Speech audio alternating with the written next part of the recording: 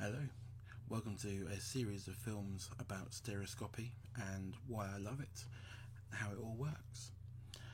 The first thing to understand with stereoscopic photography is what it is, and it is two images side by side on a card, one taken for each of your eyes. Our way of seeing depth is using the way we understand depth is based on having 2 points of view of vision, so one of each eye. Our eyes judge the distance by how far they have to converge to see a singular image of something. Best way of explaining this to you is if you hold your finger up in front of your face, close one eye, and then switch from eye to eye. And what you'll see is your fingers sort of jumping in your vision, just like that, just a little bit. And this is because you're seeing the view from your left eye and the view from your right eye separately. Our brain sees all that information at the same time and combines it together. And that's how we see depth. This is using the same idea. It was discovered, or first understood, I should say, by a man called Charles Wheatstone, who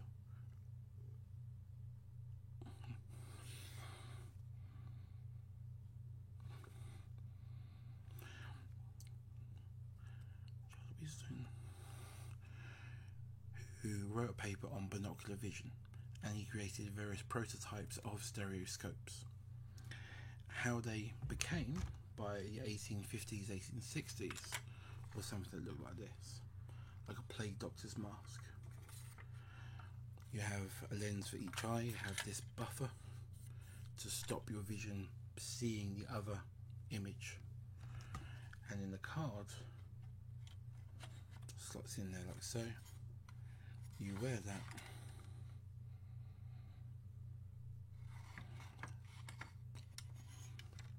now this doesn't work very well for me because of my glasses. I can't fit my face with my glasses on into the viewfinder on it. So the London Stereoscopic Company, now headed by Sir Brian May,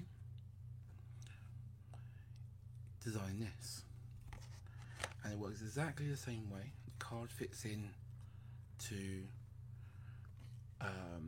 the back of here, but now it's a flat front to it, so it works really well for people like me with glasses. I can adjust the focus of it as well, and that allows me to see that card in 3D. They've made a more compact version of this, which is only £5. I love these. These are called Lighthouse.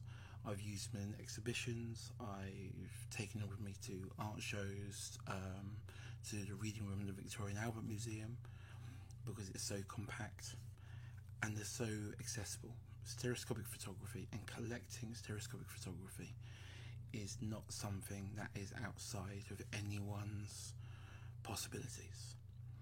The cards can be bought in car boot sales, in charity shops, antique shops, for a couple of pounds.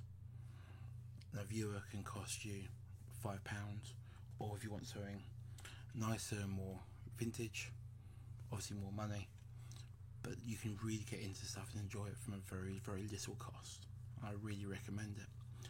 When I first started, I bought some views of the Boer War.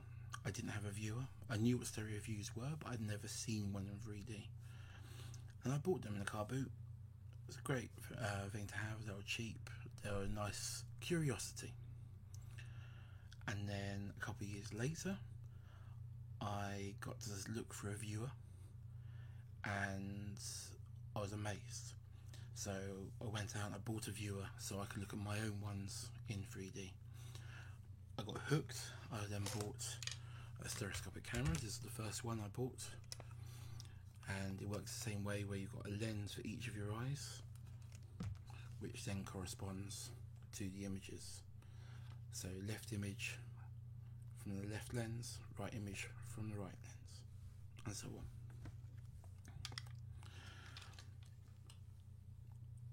And I didn't realise that actually I've been introduced to this stuff much, much earlier. And as a kid, we all, only knew, and as a kid, like most of us, I had a Viewmaster. So the Viewmaster is where you got a viewer and you got a disc of images, where the images side by side are a stereoscopic pair. That feeds into the top, and then you click around to see the images.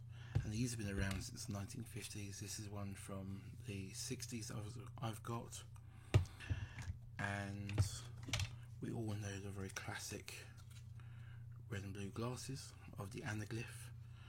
So this is popular in movies in the 1950s.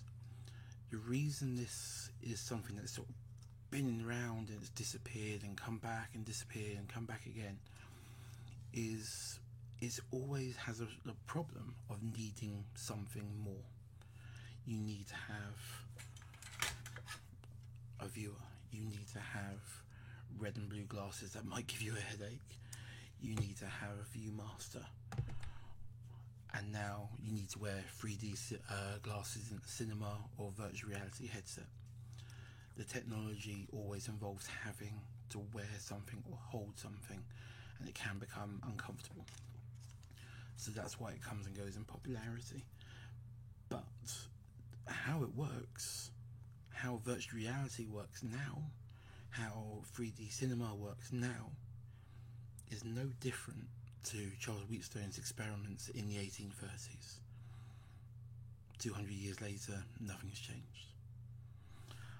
Look forward to seeing. I hope this has helped giving you a bit of an introduction to stereoscopic photography, and I hope you'll enjoy my future videos.